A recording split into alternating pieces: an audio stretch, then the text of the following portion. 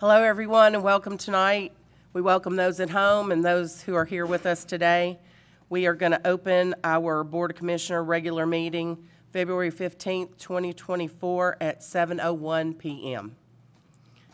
Ms. Jones, could you call the roll, please? Commissioner McDonald, Present. Commissioner Hall, Present. Commissioner Johnson, Vice Mayor Butler, Present. Mayor Anderson. Present. Item number 3 is prayer and pledge. If everyone would stand. Vice Mayor Butler. Lord, we're meeting today to conduct matters of business. Guide our hearts and our minds in the spirit of fairness, right thought, and speech. Impart your supreme wisdom upon our activities so that our affairs may reach a successful conclusion. Thank you for being our source of guidance today. Amen. I pledge allegiance to the flag of the United States of America and to the republic for which it stands, one nation, under God, indivisible, with liberty and justice for all.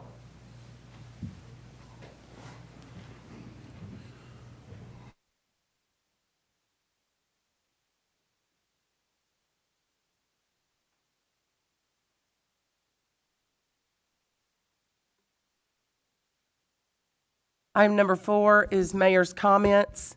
I just want to welcome everyone here tonight. We're going to be doing several special things tonight that I'm real excited about. I welcome those at home. Always know that we have our meeting on YouTube after the fact if anybody would like to watch it in a later date.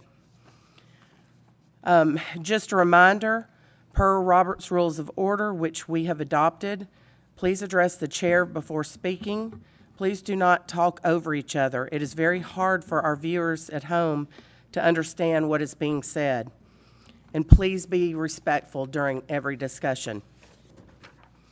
I appreciate the police officers. We have plenty tonight to keep us safe. And Sergeant Hill in the back manning our metal detector. So with that, we'll get started with our meeting.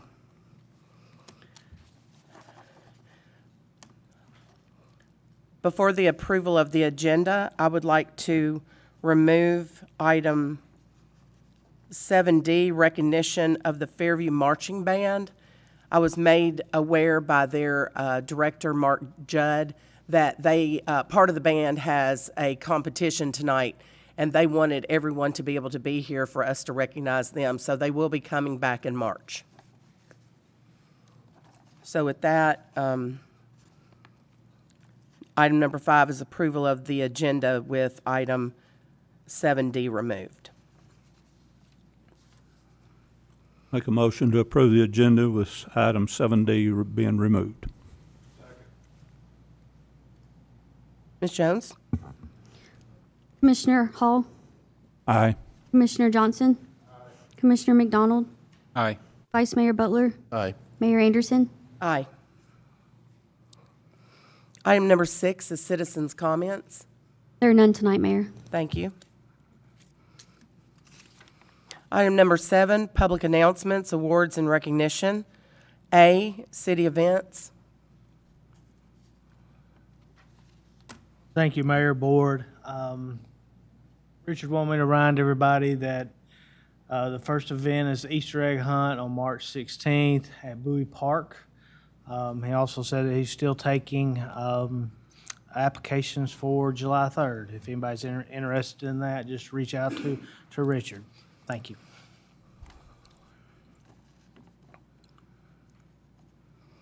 Item 7B, audit presentation.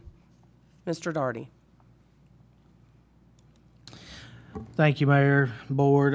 We have Blankenship here to present the audit, and later on we'll be voting to accept the audit. But I'm just have enjoyed having another good audit, and I continue to learn things every year and they do a great job helping us learn how to do better financing. Thank you.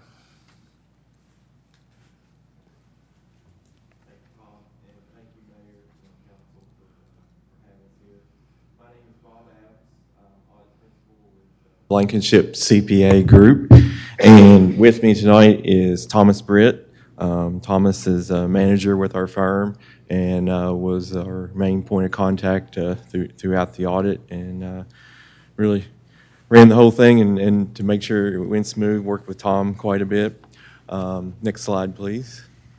So what we got here is just a brief presentation of the audit report.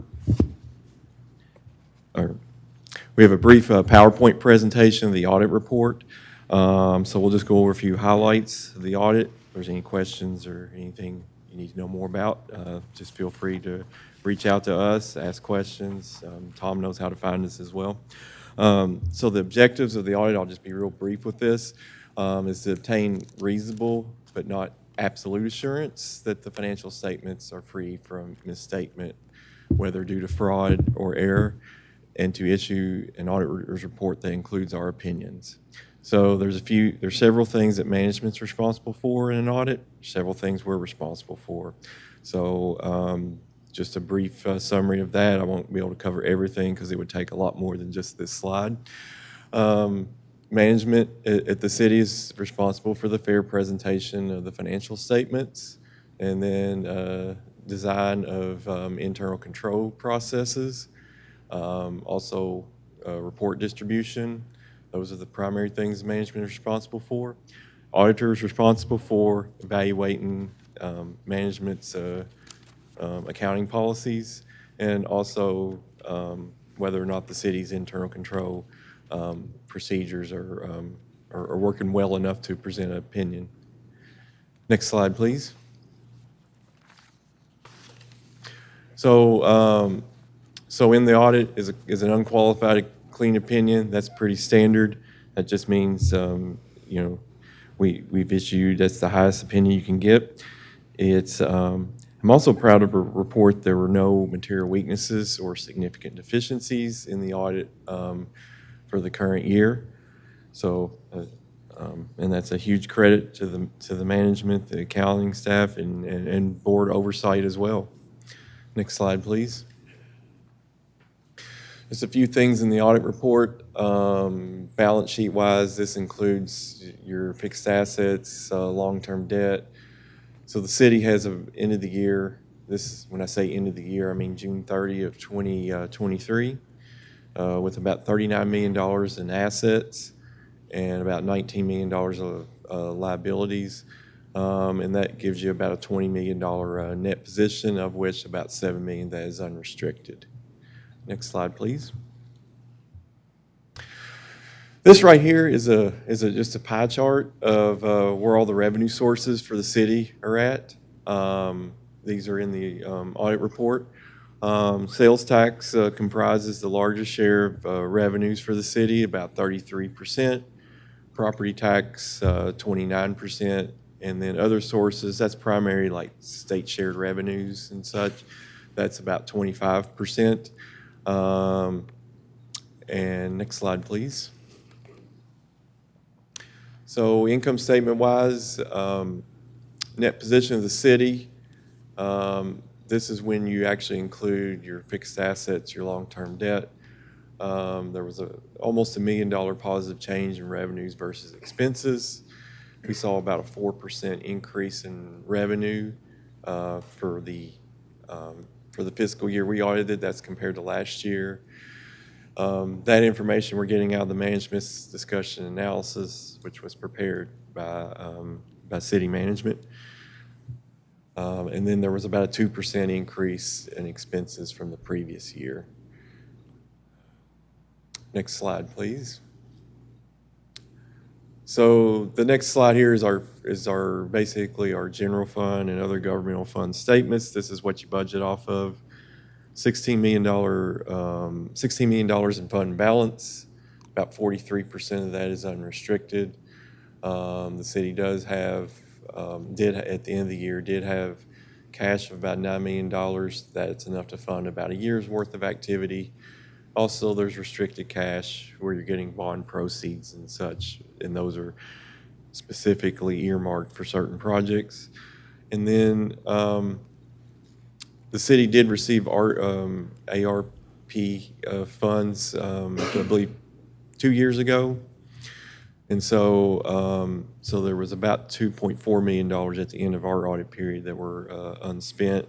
And in the timeline on that is, as long as you spend those funds before, I think it's 2026, then you'll be in compliance with the grant agreement. Income statement wise, there was a little bit of a loss on the fund statement. But overall expenditures had a positive variance versus your budget. Next slide, please. Uniform guidance or it's a grant audit. That requires us to do extra compliance work if you're above $750,000 of federal monies that you've expended. You have to have an additional compliance audit. The city fell below that threshold this year, so there was not a need for a compliance audit this year. Probably will have one in future years, especially with whenever those $2.4 million of ARP monies get spent. That's when we have to do a compliance audit. Next slide, please. That's everything I had in the report, but if there's any questions, feel free to ask.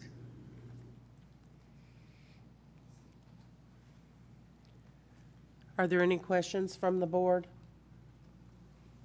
No questions. I'd just like to say thank you, as I went through the budget for some time myself, and with Tom's help, he's been the one that's been behind this to bring us where we are today. And I thank Tom for what he's done, and it's a wonderful looking budget. Thank you, Tom. Thank you, sir. Thank you. Thank you. Appreciate it.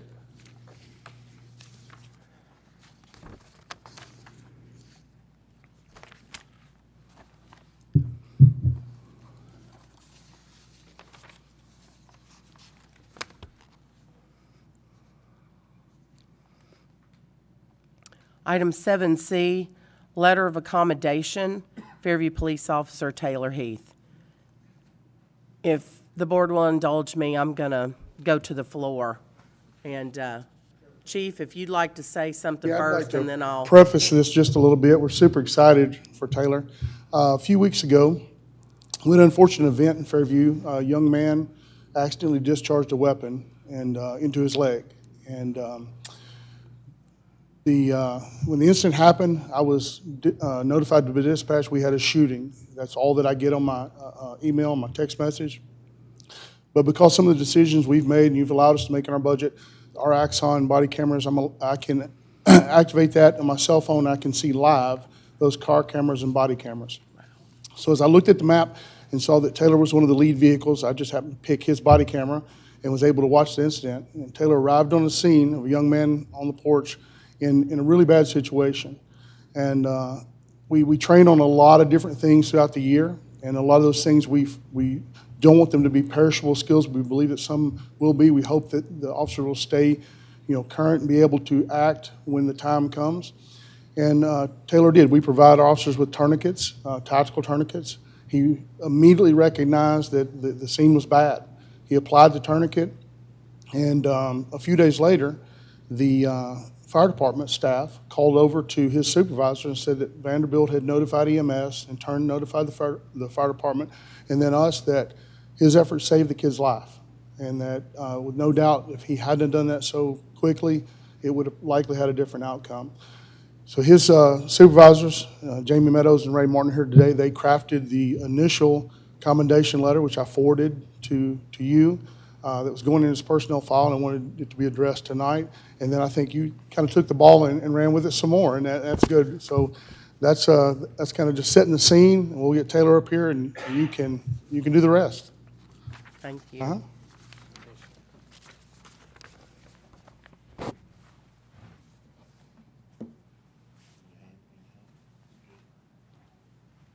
We're going to get a picture after, but I'd like to say a few things.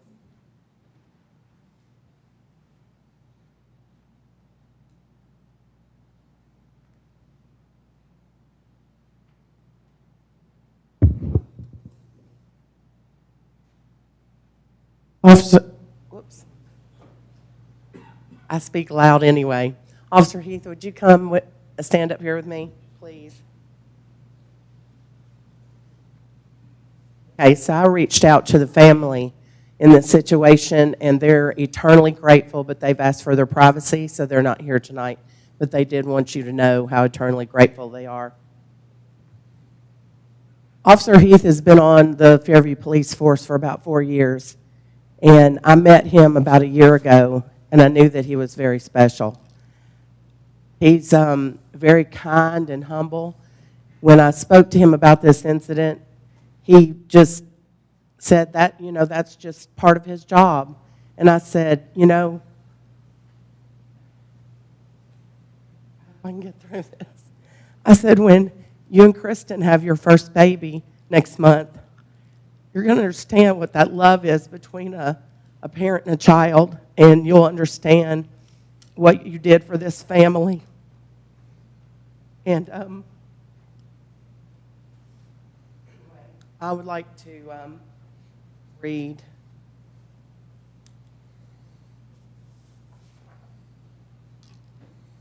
we're presenting Officer Heath today with this life-saving award.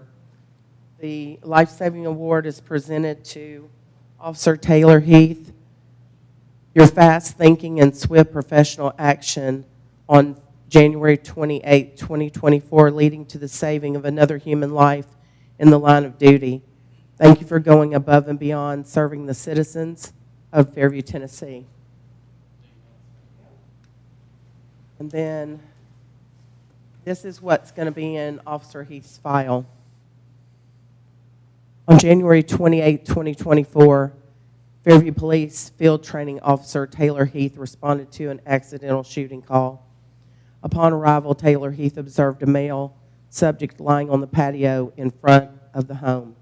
The male subject had suffered a serious self-inflicted gunshot wound to his upper left leg. It was clear and apparent that the male needed immediate medical care. Officer Taylor Heath acted quickly and retrieved a tourniquet from his patrol vehicle and applied the medical device to the patient. On February 1st, 2024, EMS personnel contacted Officer Heath's supervisor and made them aware that the medical staff at Vanderbilt Hospital stated that without his quick action, the male subject might have not survived.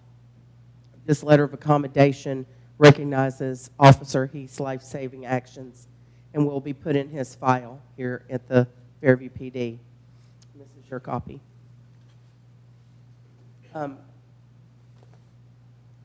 Officer Heath and I, we spoke for a while about this situation, and like I told you, he's just a very humble person, and I've been privileged to know him for the last year, and he's very, very special, and you should be very proud of him. And I'm so excited for him to have his first child next month, because he'll realize just how special and how, what that kind of love is, and know what he's actually done for this family. So we have got an award for Officer Heath, and I'm going to present him with that now. It says the same thing that's on your life-saving certificate.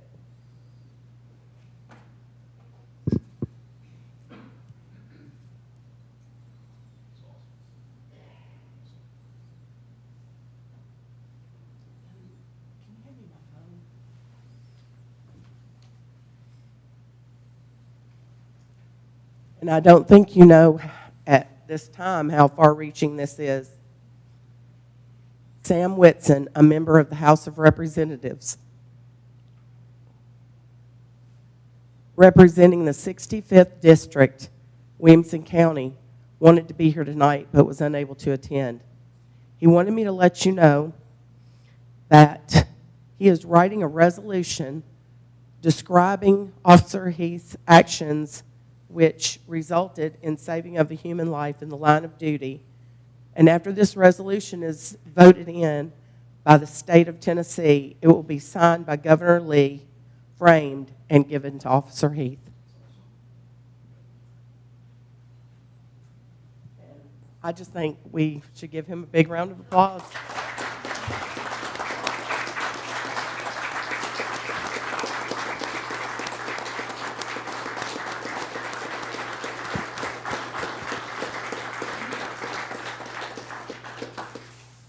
Wait for everybody to come down and let's get some pictures.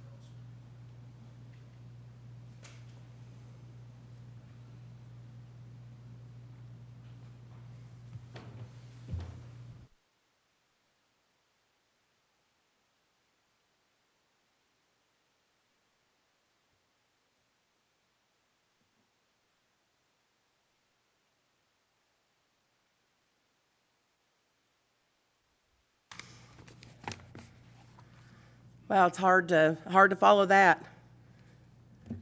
I hope that everyone, with the climate of the world today can see, what an officer does that, saves a life and, maybe it makes a difference. I hope it does when people see this.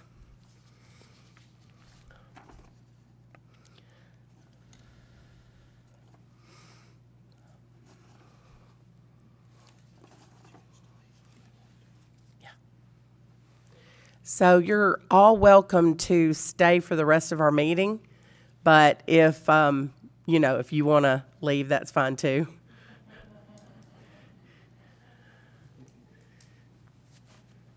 Thank you.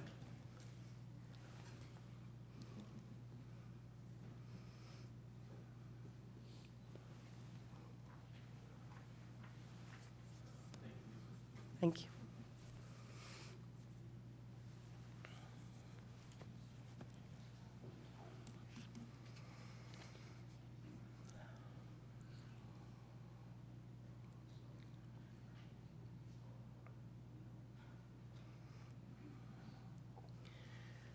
Item number 8, staff comments and monthly reports. A, community services report. Mr. Greer. Good evening, Commissioners. That's pretty hard to follow up. Congratulations, Officer Heath, on all of his accomplishments.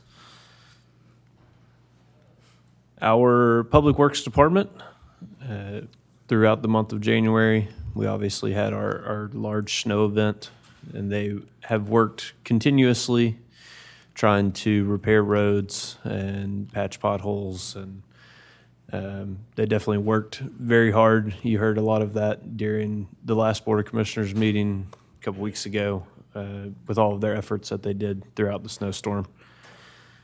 As far as planning and engineering is concerned, we issued 17 building permits within the month of January. We did have 1 week that we did not complete any inspections due to the snowstorm. And we have had countless inspections done. Currently, we have 23 projects under review within our department. 6 of those projects will be coming before the Planning Commission in the month of March.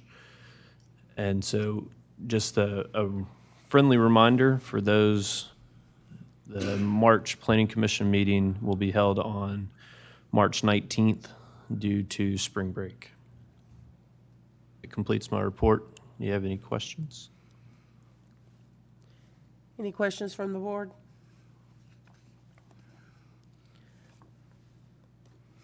Item 8B, Police Department report. Chief Humphreys.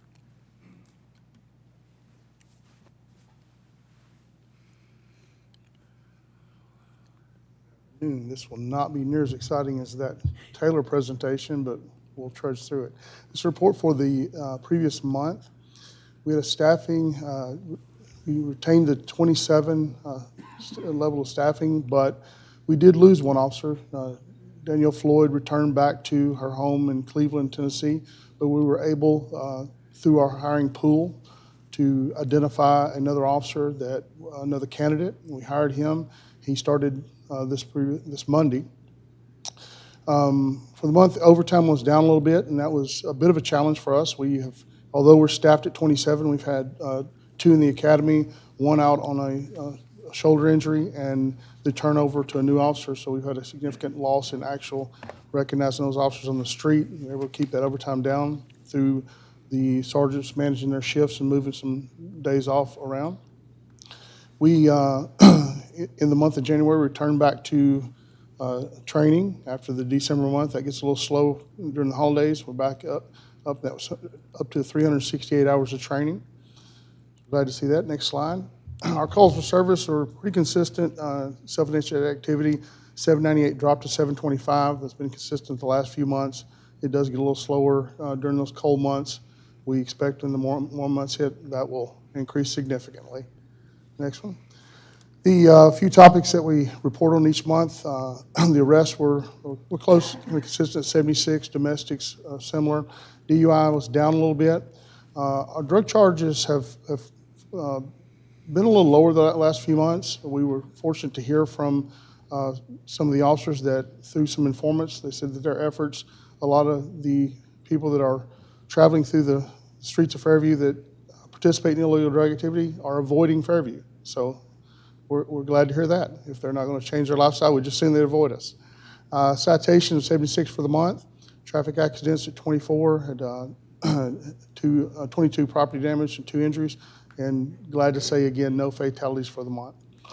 No significant public relations things to report. And as I spoke earlier, we welcoming new hire Charlie Hoffman. Charlie hails from upstate New York. His sister lives in Nashville. He moved here with the desire to get into law enforcement. He was working at Vanderbilt as one of the public safety personnel and applied with us. We recognized him as a good candidate. We onboarded him Monday of this week and looking forward to his process of field training in the academy and getting him on the streets. Don't have a picture because we just recently hired him. I'd like to have posted one, and we'll try to get one up in the future so y'all can see who the new officers are. Any questions? I just want to say one thing. Yes, ma'am. After what we just heard, I just want to tell you that the training that y'all are doing is so important because, Police work today is a lot different than it was when I started. I mean, now we're training Narcan and AEDs, and defibrillators and tourniquets and things that we never did before. And we're trying to be a progressive department and cover all those things. And it's a lot in the year's time to get all that training in to accompany that with the other things that you want to accomplish. We've done that. Our training staff has done a wonderful job at that. And like I said, you hope that when you train on that once or twice a year, they retain those skills. It's not something they do often like the firing range. But in this incident that Taylor had, he did retain those skills. He did exactly what he was trained to do. He thought, he reacted really quickly. And that was what I was glad to see, that he didn't have to think through it. It was sort of an action that he was trained into him, and he took over and took care of it. So we're glad to see that. I don't even know what a tourniquet looks like, so so I'm glad that y'all get the training you need. Yeah. So, All right. Thank you. Anybody else have anything from the board? Thank you. Thank you.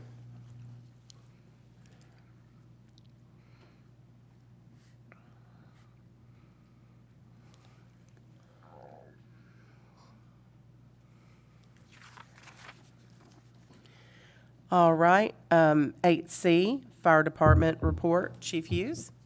Mayor, Commissioners, this is the Fire Department's report for January of 2024. We had 138 calls for service in the month of January, up pretty significantly from the previous year.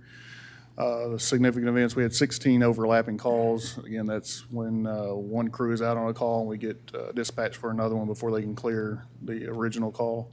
We had one incident where a fire was extinguished. We had a dryer fire in one of the residents' homes. We had 6 mutual aid or automatic responses to surrounding jurisdictions. Our average response time was 5 minutes and 37 seconds from dispatch to arriving on scene. And then our time operating on scene was 14 minutes and 46 seconds, which was down from the previous month. Again, to report an emergency, always call 911. We're still getting calls at the station. I'm not sure what's causing that, but we're getting emergency calls at the station when there's already a system in place, and it just slows down the response that we have. And if someone's not at the station to answer that call, if we're already out on another call, it just sets us back even further before that call can get dispatched through 911. So please call 911. January call breakdown, of course, we had the snow event. We did not have a lot of accidents. A lot of people stayed off the roads, which was great, but we still responded to a lot of just normal calls. The EMS and rescue calls still lead the way at 65%. That's down from the national average, and where we're normally at was in the upper 70s, which means the other call types are up a little bit. And then these are just some of the pictures of us responding to some of the calls that we had on during the snow event. Next call. This is the heat map. Again, it's looking real similar that it always does, but this is starts the new year, so this is looks a little bit different than the one in December. But there's some pictures from the dryer fire and that we had in the residence. Fire prevention activities. The fire marshal is back on the new schedule for the year. He is tasked with inspecting every commercial occupancy each year. ISO tasked us with that, and that's what they grade us on. He did 21 in January. Again, we just had few minor corrective action notices issued. He did 3 pre-fire plans, 2 public education hours, and then geolocated 13 hydrants, which we put in our system. So when we're going to a call that is fire-related, we can look on a map and know exactly where our closest hydrant is before we get there. If city residents need smoke alarms installed in their homes, please call the fire department to schedule a time for us to come out. You can do it by phone. We also have had our Greg that helps with the website. He's put a fillable form online that goes straight to the fire marshal, so they can use that option also. Training hours for January, we had 436 training hours. That's pretty normal for us. It's up from December. Like the police department, as December gets here, we're usually making up classes for anybody that missed anything. These are just some of the training events that we had at the station. That is it. Is there any questions? Y'all do any warning of carbon monoxide testing or anything? So yes, our engine and our rescue have devices on it that can measure that. So if we get a call, there is a CO call type that's in 911. So it comes out like a fire alarm to us, but we monitor the air if we get there and try to find what's causing it. Sometimes it's a gas appliance, sometimes it's something else, but or malfunctioning gas appliance.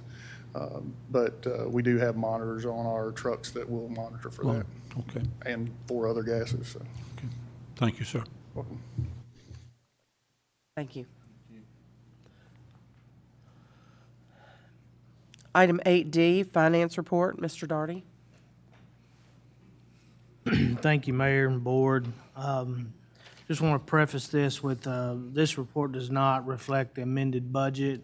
That'll be on February's, but this is January's report. The first report is your Board of Commissioners expenditure detail report. The next is a summary financial statement for January, and year-to-date and month-to-date with a detail of the revenues and a summary of the expenditures. Next page is the list of account balances for at the end of January. And then the last page is the balance of the general fund reserves account to local government investment pool. Pretty much self-explanatory, but if you have any questions, I'd be happy to take a stab at it.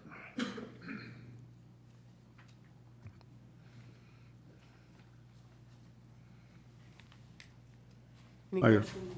Yes, I just want, Mr. Hall? I Commissioner just Hall? want to correct something I said a while ago. I said budget, but that was the audit. I'm sorry about that.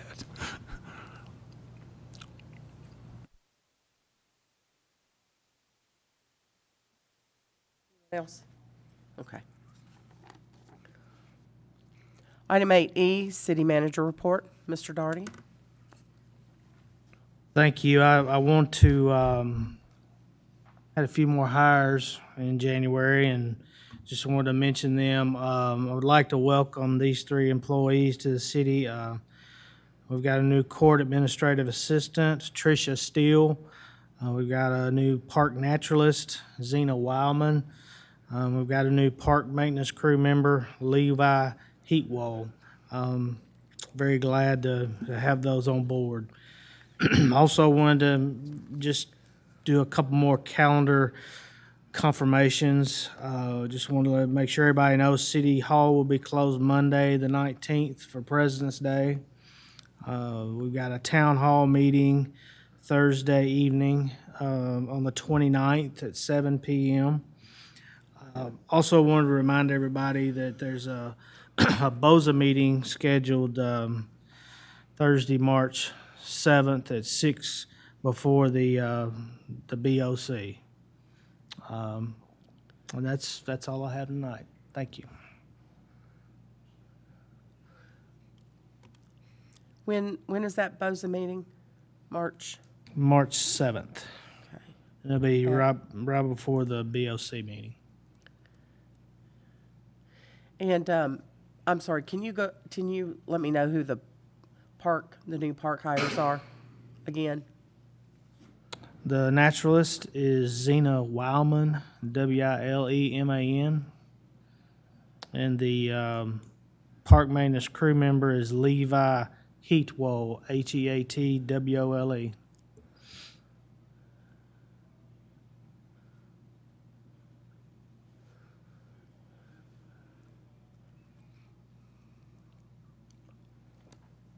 His first name was what? Levi Heathwall, right?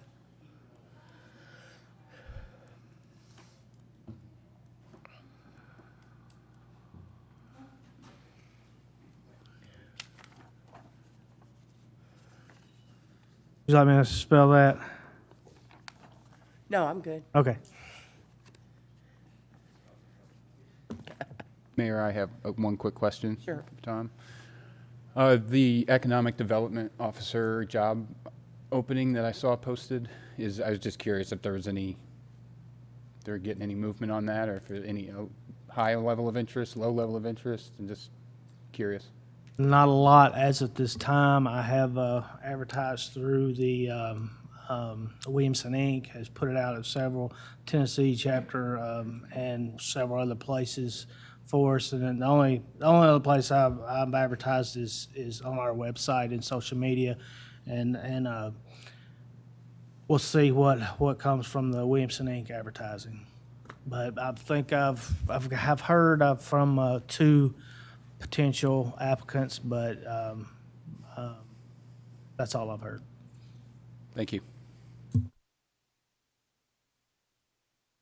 Anyone else? Okay. Item number 9, consent agenda. A, minutes from February 1st, 2024, Board of Commissioner regular meeting. Move to approve the agenda.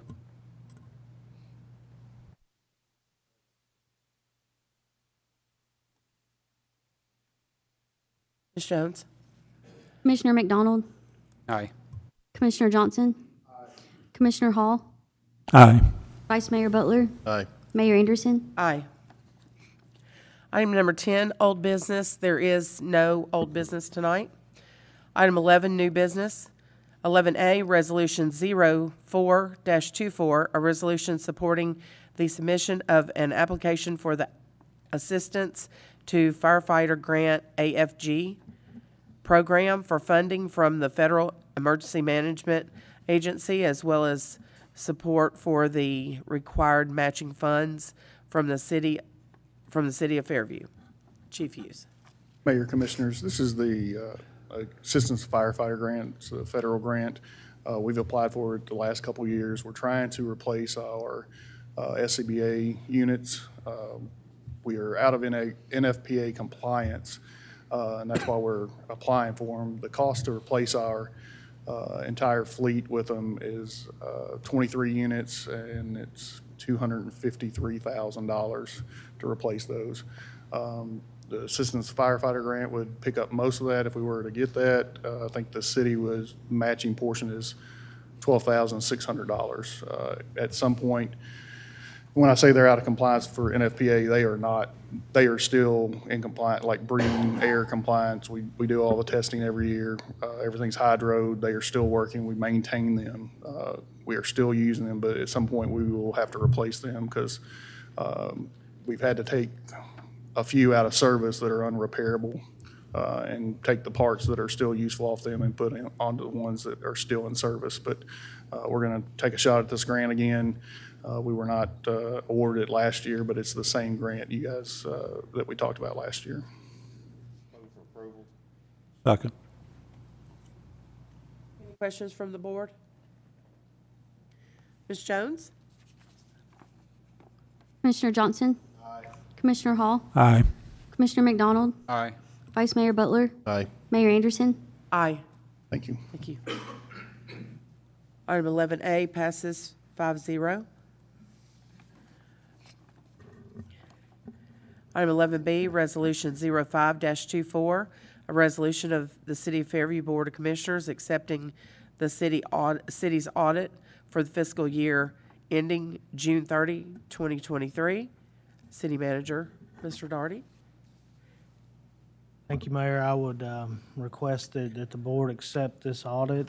We've very, very good audit of where the city stands, and if anybody has any questions about it, I'm always available, and if I don't know the answer, I'll find it. Thank you. Second.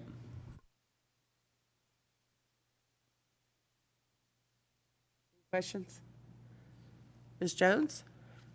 Commissioner Johnson, Commissioner McDonald, Aye. Commissioner Hall, Aye. Vice Mayor Butler, Aye. Mayor Anderson. Aye.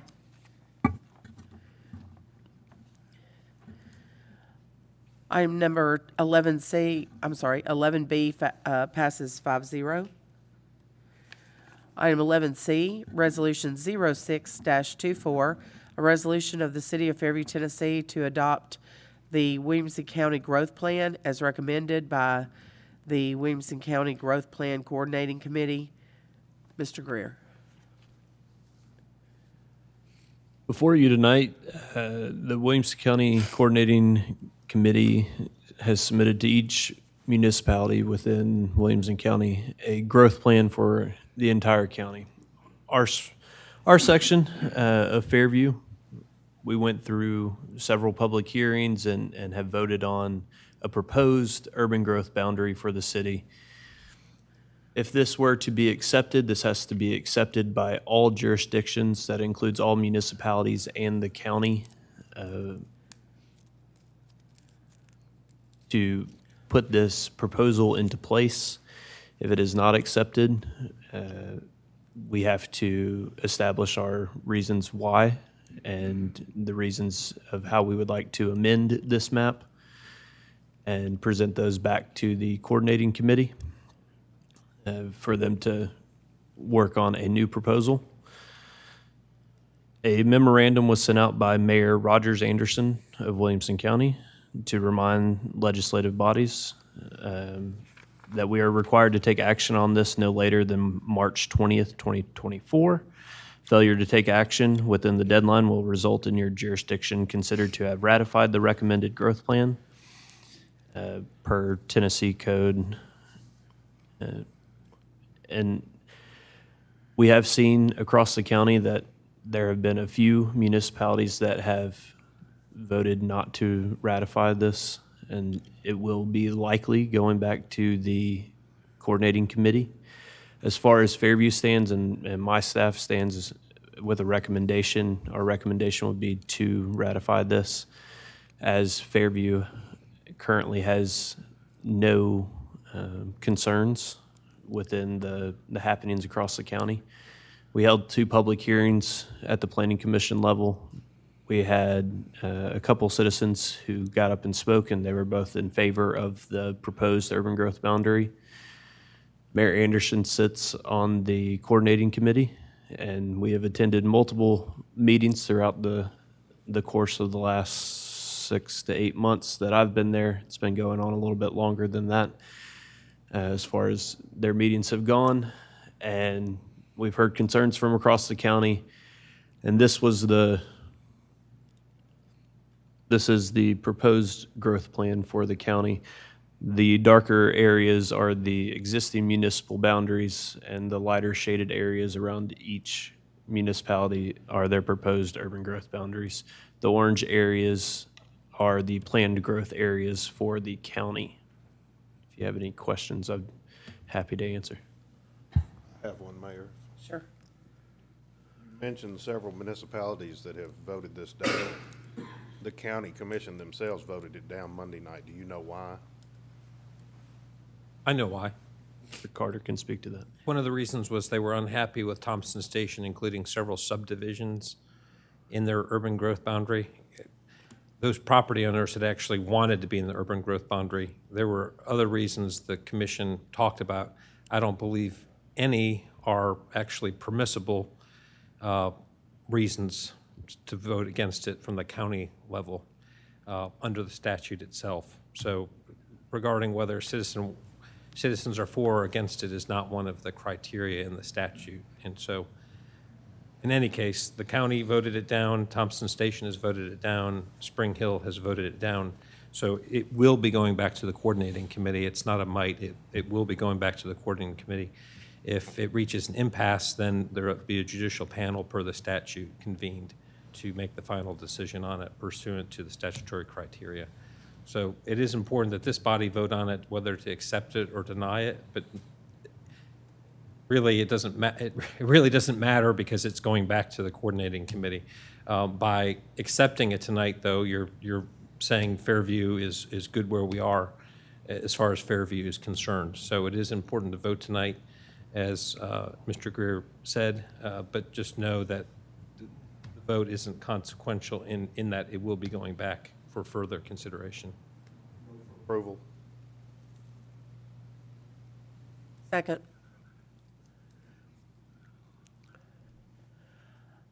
Keith, could you go back to the last slide that shows the overall, please? Mayor, So- can I speak for 1 minute? Sure. Along with the Williamson County Growth Plan included in this resolution is an interlocal agreement between all of the municipalities in the county. And Mr. Carter worked alongside the county legal team to put this together, and I'm sure he would be happy to answer any questions if you have any questions on that. As That agreement does, it basically establishes a 5-year review period where any 5 years can come back and ask for modifications in their UGB. It also reduces the city's ability to annex by referendum outside the UGB. And so the idea is to provide predictability and teeth with regards to the UGB. Again, because at least 3 of the jurisdictions have voted against what the coordinating committee suggested, it will be going back for further discussion, and that will include this interlocal agreement as well. As Mr. Greer has stated, we've had a couple public hearings, and we've had no negative feedback from the public about what we propose as our urban growth boundary. Also, you've got from this map, you can see Fairview is in the upper west corner. We don't have any conflict like some of the other municipalities have that border each other and maybe, you know, want land, you know, like have land in common that they might each want. So, yeah. I'll add, Franklin has not voted yet. I believe they're voting in the last week in February. Nolensville voted, but there was some confusion about their voting, and they're going to re-vote, I believe, in the last week of February. I'm told it's still an open question whether Franklin is going to vote to approve or deny. I don't think there's certainty there, and not really sure what to make of Nolensville at this point. Nolensville, of course, has conflicts with Franklin, and Franklin has conflicts with Thompson Station, which has conflicts with Spring Hill. So that's where the interlocal agreement is probably the most valuable. Fairview enjoys a good position because they don't have conflicts with anybody, as the mayor pointed out. It's probably the least controversial city. Brentwood and Franklin have some conflicts. Brentwood, of course, is not growing at the rate the other cities are growing and don't have some of the same concerns that Franklin, Thompson Station, Spring Hill, and Nolensville have with their rapid growth. Mayor, I have one question. Yes, sir. Mr. Carter, about Spring Hill, it doesn't cross county lines at all, does it? No, Murray County, which is the other part of Spring Hill, has its own UGB, which and it's not that's not being debated or discussed as part of this. This just has to do with the Williamson County portion. Yes, sir. Thank you, sir. Mayor, if I could ask one more question. Sure. I guess you could probably answer it, Patrick. What is the orange? That's county. Well, all the white's county as well, so I'm just Well, wondering but- what the orange is. Okay, so Why- what it is, the white is county, but the orange is what county wanted to handle a little differently. The know what orange PGA stands for? planned growth area, it's essentially where they would have their higher densities within the county. If you those areas have to do with population density, so you have Leapers Fork and you have Triune and some of these others, and they're not College Grove. They're not cities like the other jurisdictions, but they are areas in the county that have a denser. They're more like cities. Makes sense. Mayor, I have one question real fast. So if you go back to, I believe that was it was the prior growth plan, and then this is the proposed growth plan. Can anyone speak to just the changes on the north end of the county border as to why our UGB adjusted in that regard? Keith, do you mind going back one slide to the current? Oh, so there are currently, we pretty much match up to the northern. Keith, can you go to the proposed? There are a few areas in the northern piece of Williamson County, northwest corner there, that are topographically challenging to develop, and they are also nearly impossible for us to provide services to.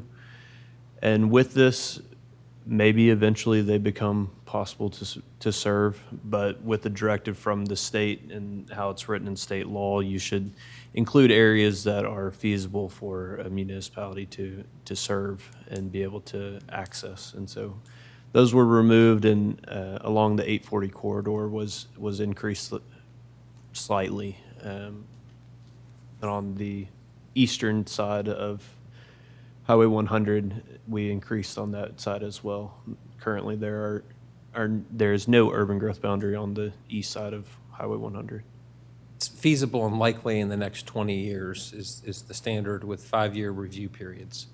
And that is the heartburn. For example, with Spring Hill, you have 65 that kind of intersect or transects the city. They've spent $25 million in new interchange, and they want the east side of 65 included in their UGB. As is currently, the committee left it off. That's where all the new development in Spring Hill is going, and that's why Spring Hill's holding steady there. Thompson Station has a little bit, they have the same problem Fairview has, is that they don't have their own sewer system, and so they have a very difficult time growing because growth there is very, very expensive for subdivisions. You have to come in with an extra 50 or 100 acres for sand trap. Franklin has that conflict with Thompson Station, and then also the conflict with Brentwood. Nolensville is growing rapidly, but they're a little bit more like Fairview in that they're kind of pushed off to the east, although in some cases, they do have some conflict. But that's why these cities are looking at what their growth looks like over the next 20 years, and they're trying to decide what's feasible and likely to develop. That can change, obviously, and that's why there's 5-year increments built into the interlocal agreement. So if there is a change in the growth, it can be adjusted rather than wait another 20 years.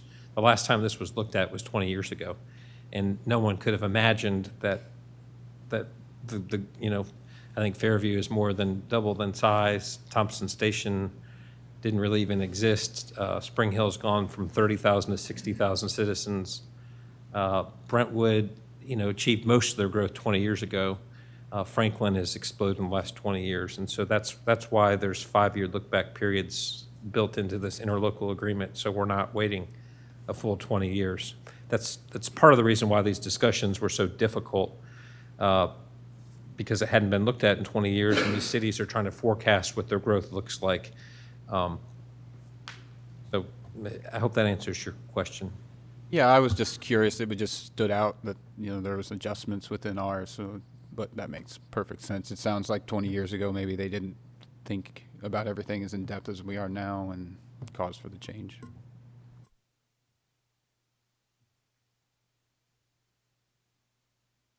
Ms. Jones? Commissioner Johnson, Aye. Mayor Anderson, Aye. Commissioner McDonald, Aye. Commissioner Hall, Aye. Vice Mayor Butler, Aye.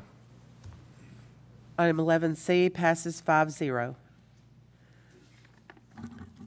Item 11D, Resolution 07-24, a resolution of the Board of Commissioners of the City of Fairview, Tennessee, confirming the appointment of one citizen member to the Planning Commission.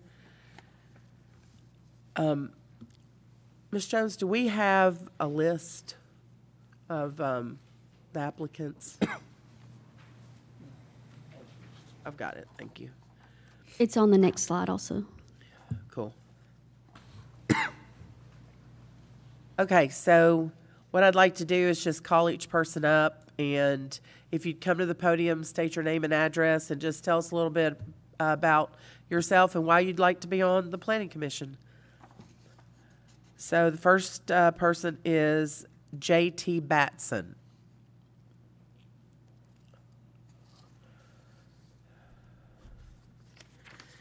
Number 2, Ann Brandel.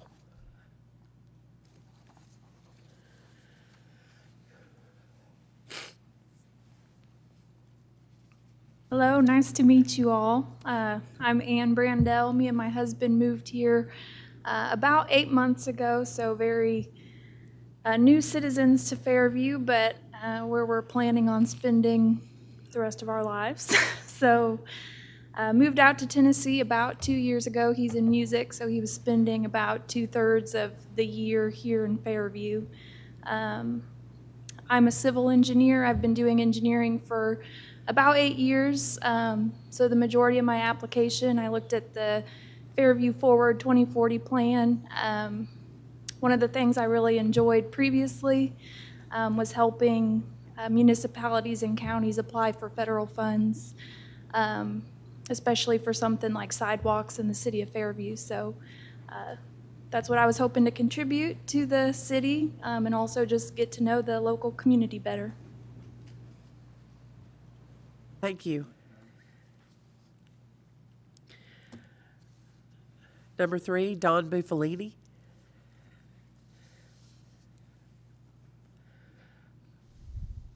Hello, everyone. My name is Don Buffalini. I live at 4010 Brazelton Way.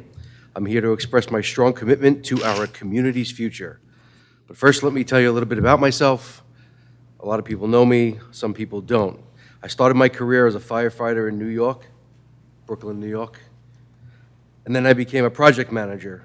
I have an education in real estate business, project management, economic development from NYU. In July 2021, my wife Deborah and I moved to Fairview, Tennessee from Long Island, New York, because we thought it was the best choice for our family.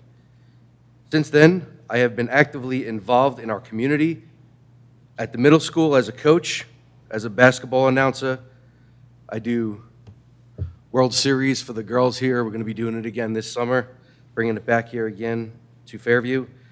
I volunteer at multiple events, activities. I love seeing our community grow and prosper. Being engaged with our community is part of who I am. It's part of who my family is. My wife, Deborah, who is a teacher at Fairview Middle School. We have 5 children, each with their own interests and talents, who enrich our community in different ways. One of our daughters works at Westwood as a teacher, and she's working to become a special education teacher as well. One of our other children works at Jefferson's. So our children are involved. We still have one in the high school and 2 still in college. I'm looking to become part of the City Planning Commission because I want to give back to the community what welcomed us so warmly. This commission is crucial for shaping our city's physical, social, and economic environment. It's not just about regulations, construction documents, and project approvals. It's about imagining a better tomorrow. Fairview is expanding, and I believe we need to manage this expansion wisely. I support sustainable development. Once again, sustainable development. Attracting new businesses to the city, helping existing businesses grow and stay here in Fairview. Also getting high school students involved in the businesses that are coming in here, getting them working, keeping it here in Fairview. That's also part of the Planning Commission and what they do and the Planning Department. It's building, doing things smart. Let's all have a say in Fairview's future. As a Planning Commission member, we should collaborate with the residents, the businesses, and organizations to create a city that reflects our shared vision. We need to bring new businesses to the city, also support the growth and retention of existing businesses. This will strengthen our community's fabric. I believe that it is our home.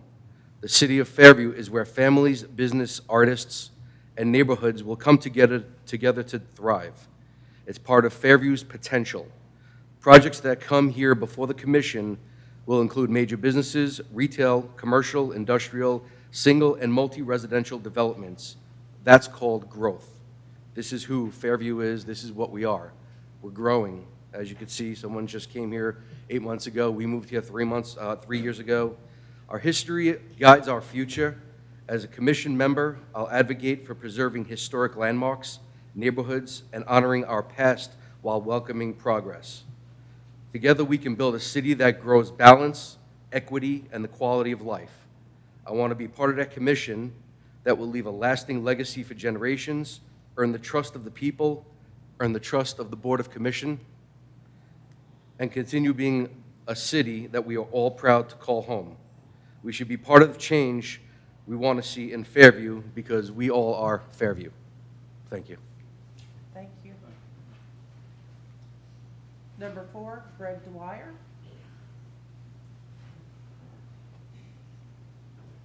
Mayor and Commissioners, I'd like to graciously step aside. I can sit here and talk half the night and not be able to top that. So I'm going to set this one out. Thank you. Thank you, Greg.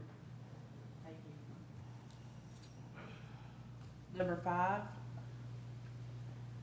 Lamont Abir.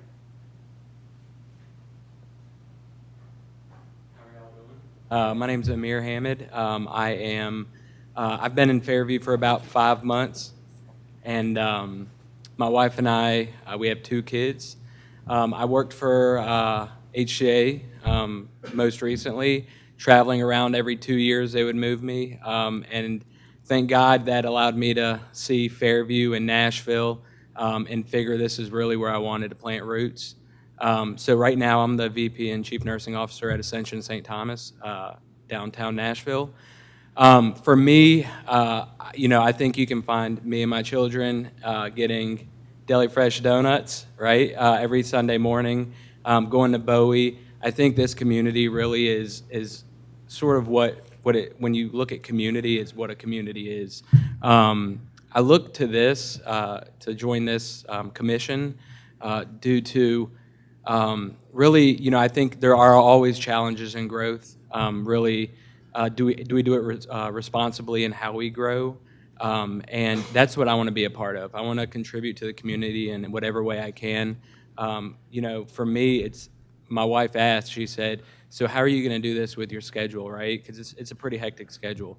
And I make time for things that matter, and for me, this matters. I would love the ability to serve on this committee and serve the community. And then I forgot to tell you my address is 7445 Swindon Boulevard in Fairview. So thank you. Thank you. Number 6, Jeff Pape.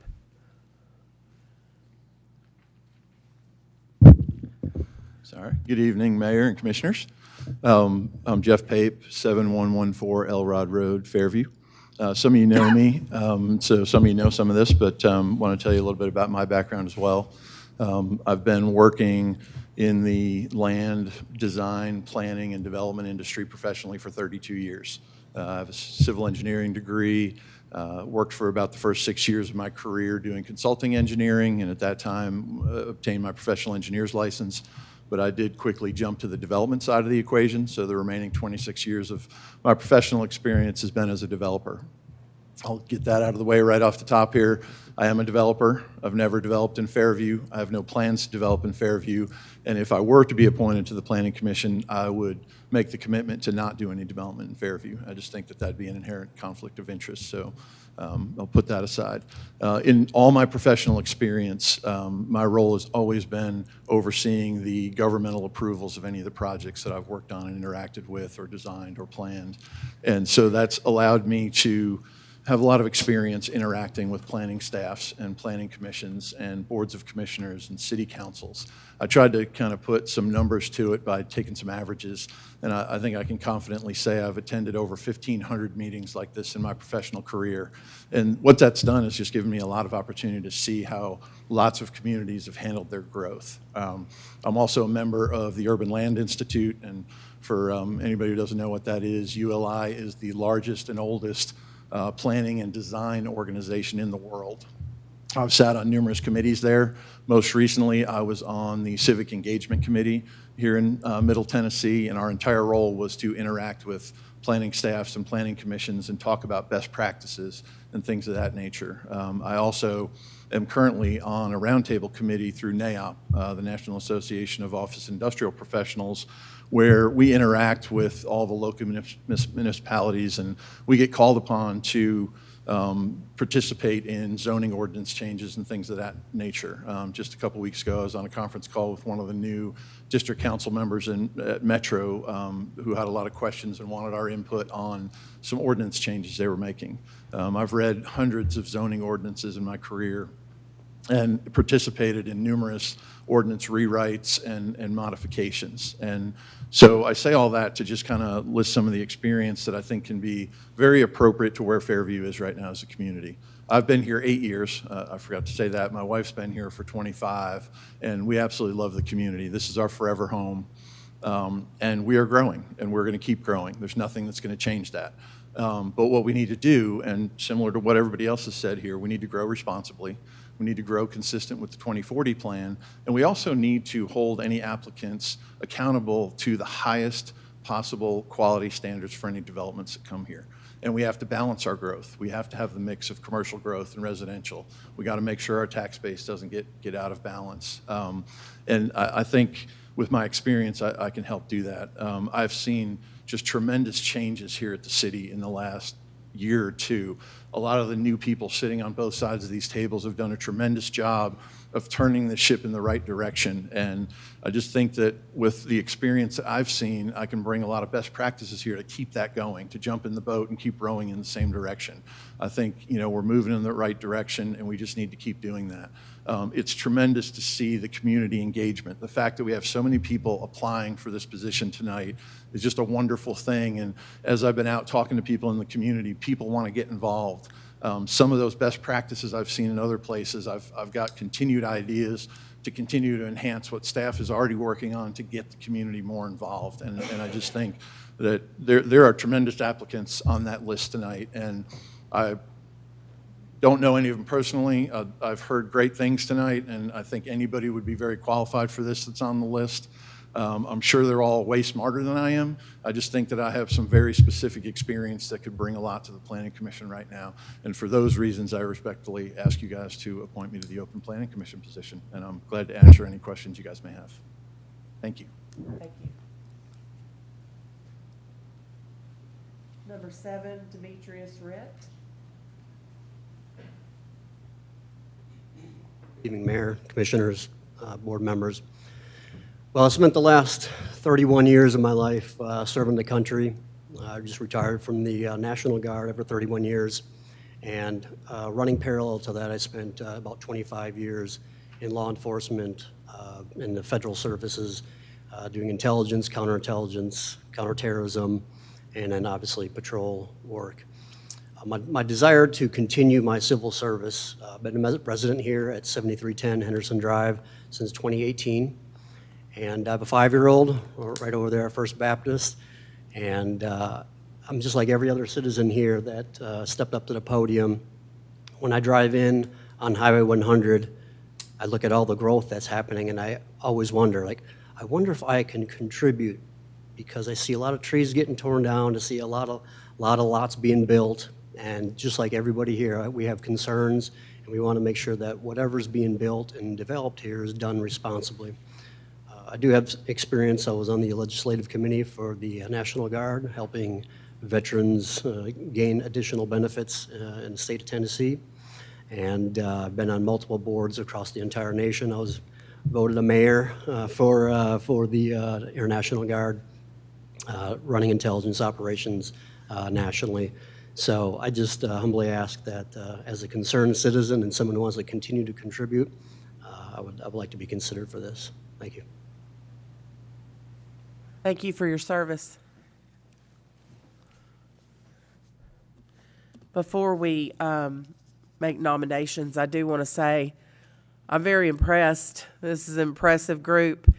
In June, we'll have some other seats that are up for reappointment. So if you don't get appointed tonight, please put your application back in, or give us, let us know that you're interested, because we will have some seats up in June. Is that 3 seats? Not sure. Do we know? Okay.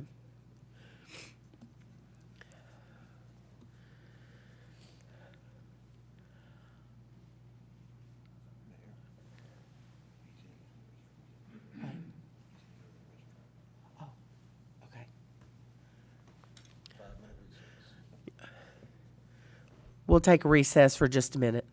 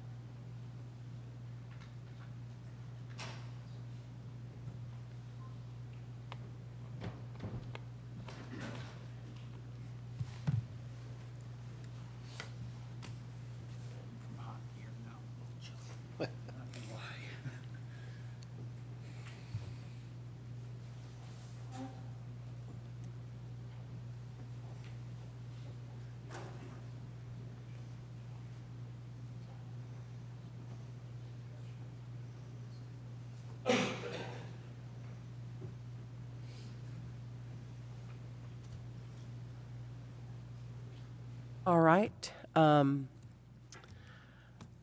would like to nominate Jeff Pape. Second. I don't know if you need a second, but.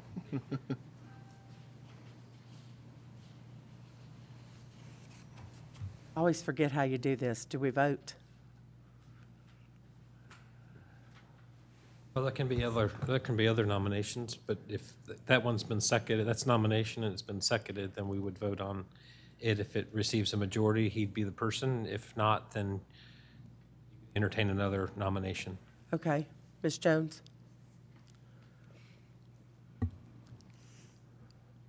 Mayor, if you would, some discussion? Sure. I'd just like to echo what the mayor said of some tremendous candidates, and I wish that we had more seats to fill tonight.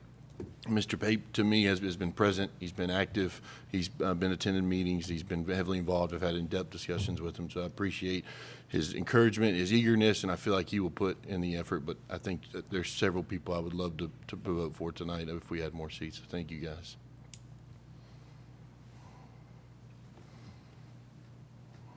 Mayor? I'd like to, Chris and I had a brief conversation back in the men's room. There's enough qualified candidates here to have another planning commission. And I'm telling you, I've been sitting up here many years back since the 90s, and I've not ever seen this disqualified candidates that we have tonight. It's a very difficult decision. Mayor, for me. Just to be clear to all, specifics discussed about any of you in the bathroom. He simply made a comment that there was a lot of qualified individuals here tonight, and I made a joke that said you could make an entirely new planning commission with the talent that's in the room right now. So it was nothing but a nod to the applicants, but that was the end of that discussion.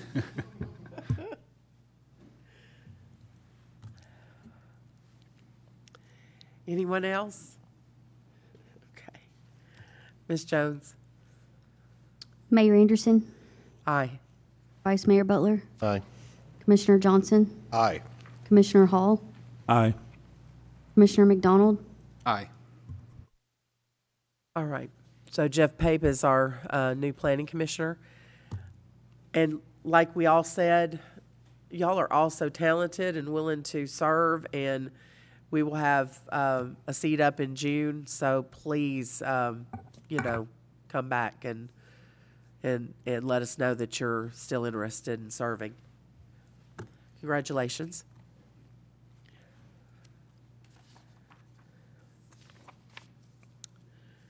All right.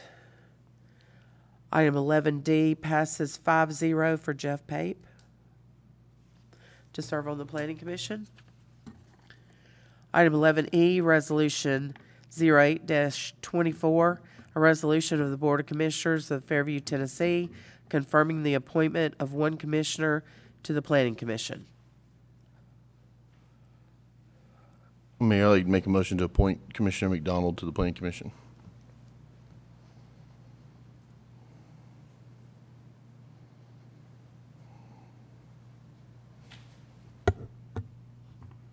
I'll second for discussion.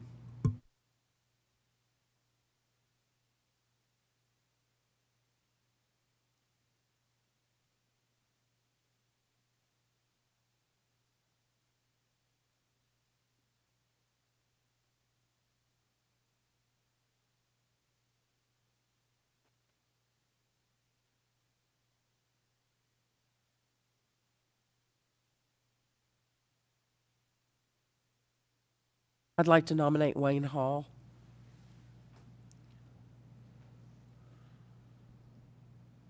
Mayor, I would like to decline. Okay.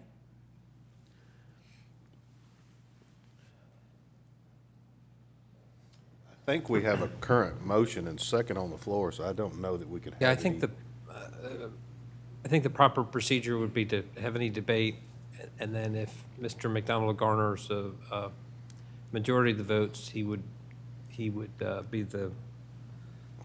be the new commissioner. If not, then there'd be a second motion, a second, and a vote on that particular person. He made it a motion, not a nomination. Oh, sorry. I thought it was a nomination.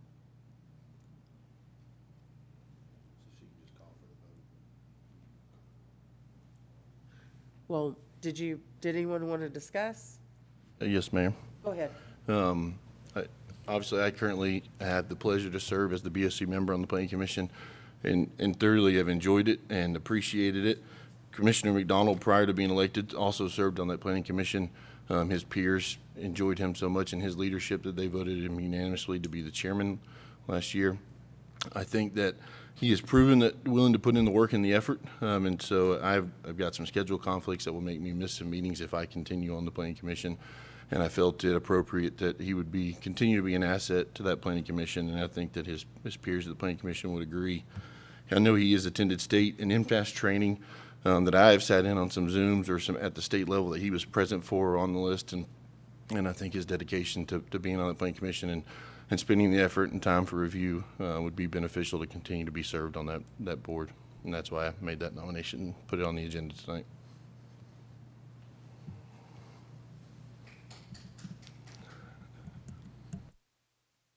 I think I was a little confused. So you don't want to be nominated for the position again, right? Because of the conflict? I made a motion, yes, for Mr. McDonald. He would fill Okay. my seat. Okay. Yes, ma'am. I'm sorry. I was just a little confused. Okay. Mayor, I have nothing really to add other than the fact that I thoroughly enjoyed the time that I have spent on the Planning Commission. Oddly, I know maybe not to the majority of the individuals in this room that were seeking to be on that board, but I do find it enjoyable. Normally, our audience may not agree that it is entertaining as I find it, but just wanted to express my, I guess, appreciation for the nomination by Mr. Butler, and that I would continue to spend as much time and energy as I could to serve the seat properly.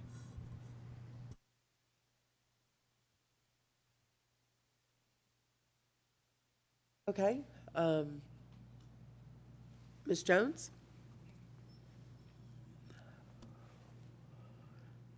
Vice Mayor Butler, Aye. Commissioner McDonald, Aye. Commissioner Hall, Aye. Commissioner Johnson, Aye. Mayor Anderson. Aye.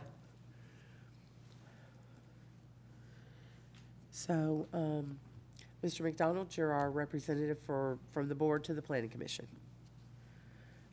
Thank you. I look forward to it.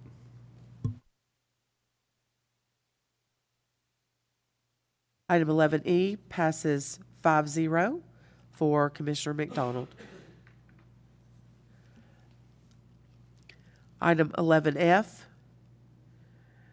first reading ordinance 2024-02, an ordinance to amend the Fairview zoning ordinance, Article 6, residential district regulations, to create an RS20 estate lot residential district by adding the zone district as section 6-105 and renumbering the existing zone districts, section 6-105 through 6-114 to section 6-105 through 6-115.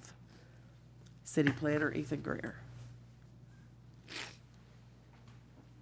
At our last Board of Commission meeting, Commissioner Johnson asked for the creation of a 3-acre lot district, zoning district within our zoning ordinance. This went before the Planning Commission on Tuesday night as RS 120, which would be a minimum of 120,000 square feet, which falls just shy of 3 acres. Currently, our largest residential single-family lot is 40,000 square feet, which is approximately 1 acre. This is 3 times that, which puts it 2.75 acres. But just to keep in line with how our wording is written, this received a recommendation for approval from the Planning Commission on Tuesday night. In their recommendation, they added that they would like for the resolution to define the word estate and how that is defined within our zoning ordinance. And if you would like to amend the resolution to have that added, we have some terminology to do that. And they also asked that we amend section 17-107.9 of the zoning ordinance that would establish RS 20 as the zone district for the base zone for any property that is annexed into the city of Fairview. Most properties that will be annexed into the city of Fairview come out of the county with a 5-acre minimum. And so this would be the base zone that those properties would come into. Currently, they come in as RS 40, which is 1-acre lots. So if you had 5 acres, theoretically, you could build 5 homes if you brought it into the city of Fairview, or at least subdivide it into 5 1-acre parcels. This would allow you to, it would come in as RS 120. So if you had 5 acres, you could not subdivide it into more than 2 lots, one of RS 20 and one RS 40 lot. So. Mr. Greer, as far as the changing the base zoning or how, when a property's annexed, how it comes in, that's not part of this resolution tonight, correct? That would have to be a separate ordinance, wouldn't it? That would have to be amended into this resolution. Those were recommendations from the Planning Commission. Oh, I understand it's a recommendation, but that affects other parts of the zoning ordinance other than the one we're adopting or voting on tonight, considering tonight, correct? That's correct. So I don't think that may be the recommendation of the Planning Commission, but I think that's a separate matter that needs to be handled in a separate ordinance. I think the matter tonight is to create these estate lots or not, the zoning for it. I think the Planning Commission got ahead of themselves a little bit with that recommendation because it isn't directly tied to this particular ordinance. So I think that's fine, but I think it needs to be on a future meeting as a separate ordinance if you're going to change the base zone. Mayor, if I can make a note, I don't think that was read in with the approval, but it was discussed. But I think this is the way the zoning ordinance reads right now, the applicant can request whatever zoning that they wanted during that process, and so they could definitely request. I don't think we need to necessarily change it because they could ask for that 120 if they wanted to do so, I think. So, as Mr. Greer said, it was voted unanimously with the Planning Commission. And what I explained Tuesday night at the Planning Commission is that this would kind of transition a little better because we'd go from 5 acres, which is county. If someone annexes in, then they could choose anywhere from 1 acre to 5 acres. And it's kind of a transition, which would be a 3-acre lot. So instead of, say somebody has, 10 acres and they come in to the, annexed into the city, then it doesn't necessarily have to, right now it has to come in as RS 40, which is 1-acre lots. So this would make it where it could come in as RS 120, which is 3-acre lots, which is a good transition between 5 and 1.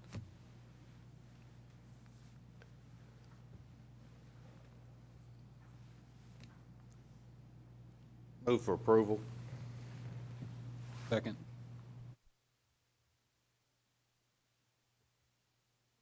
Any other discussion? Ms. Jones? Commissioner Johnson, Aye. Commissioner McDonald, Aye. Commissioner Hall, Aye. Vice Mayor Butler, Aye. Mayor Anderson. Aye. Item 11F passes 5-0.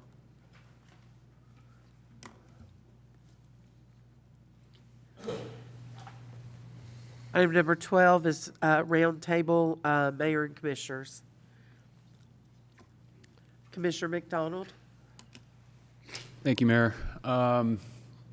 Just again, to go back and echo the amount of applications that were received for the Planning Commission position is extremely encouraging, especially the quality of the applications as well. It's impressive, and it's good to see that you all want to take the time that obviously is valuable to you with the education and the careers you carry to spend time helping the city. It's great to see.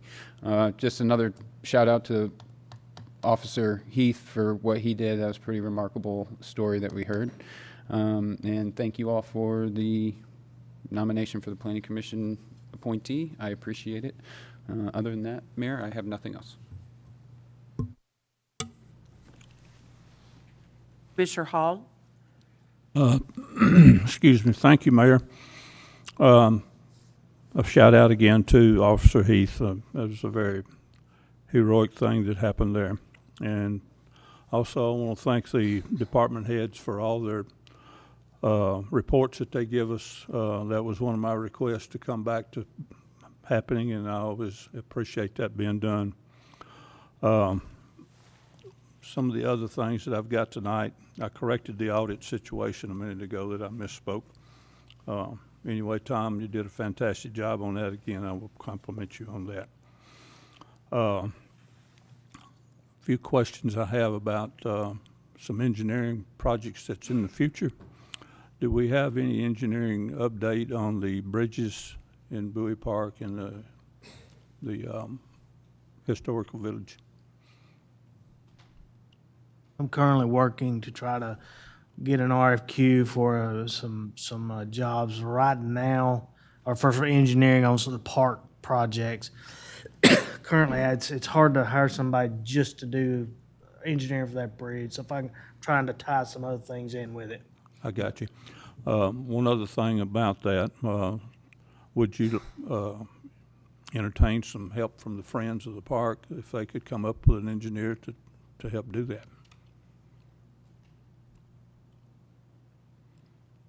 Welcome to submit their qualifications. Okay, I'll pass that along. Okay, let me look over my notes and see. And again, I want to thank all the applicants tonight. We have other boards that we have, Board of Zoning Appeals, we have the Tree and Landscape Board, and there's vacancies that come up with that. That would be a good place to start watching those vacancies also. And I do want to applaud everybody that put in for this tonight. Like I said, I've never witnessed that many great applicants from all the way down the line, from business people to people that have worked for the city of Fairview and they love this city. And I just love each one of y'all that put in, and congratulations for coming up and speaking to us. Thanks again. Thank you. Congratulations, Mr. Pate. That's all I have for tonight. Thank you. Commissioner Johnson? Nothing tonight, Madam Mayor. Thank you. Vice Mayor Butler? Thank you, Mayor. I just echo again, great applicants, great to see the turnout for the Planning Commission. There's times in the past where we barely had enough applicants to fill our seats, and so it's encouraging to see such good qualified applicants wanting to get involved. So thank you guys very much. Welcome to all the new hires. I did not write their names down, but I think the mayor will say their names for me, I think. Thank you for the audit, and that speaks to our finance department, our city manager, our department heads, to have such a good, clean, and smooth audit process. That's very encouraging and a great. We kind of skipped through it tonight. Really didn't talk about it and all those details and numbers, but thank you guys very much, all of you guys. And what a very special night with Officer Heath, and great way to start the night, and it puts everything into perspective, and we really have such a great police department, and it's come such a long way, and we have a group of people that represent us so well, so thank you guys very much. That's all I have, Mayor. Thank you.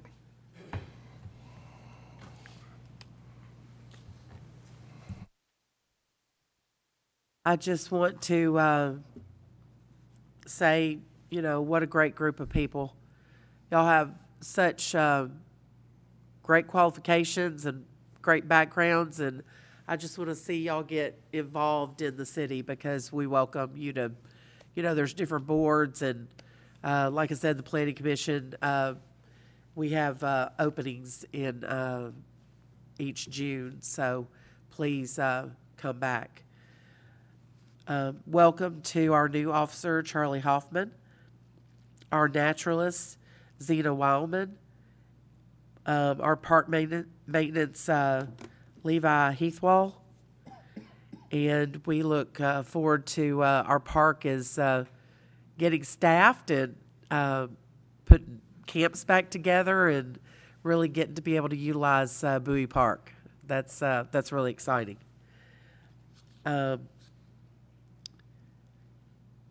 I attended the water board meeting on Monday, and water board meetings are very exciting. I just found out that they just recently invested $9 million in Fairview with a new sludge press. And I'm not going to explain what that does because you can probably, by the name of it, you know what that is. So, but it is something that has to happen to make the sewer run well, and $9 million investment was, you know, nice to hear. So, and again, we have a wonderful police department.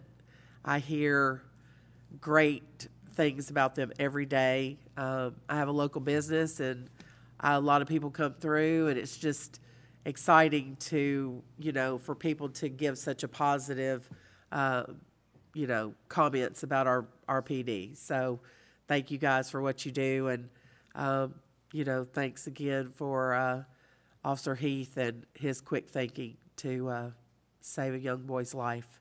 So as I always say, let's keep Fairview beautiful and pick up trash and not throw out. And we'll see you at our next meeting. I do want to remind everybody, February 29th, just put that on your calendar. That's our town hall meeting. And our next board meeting will be March 7th. So I entertain a motion for adjournment.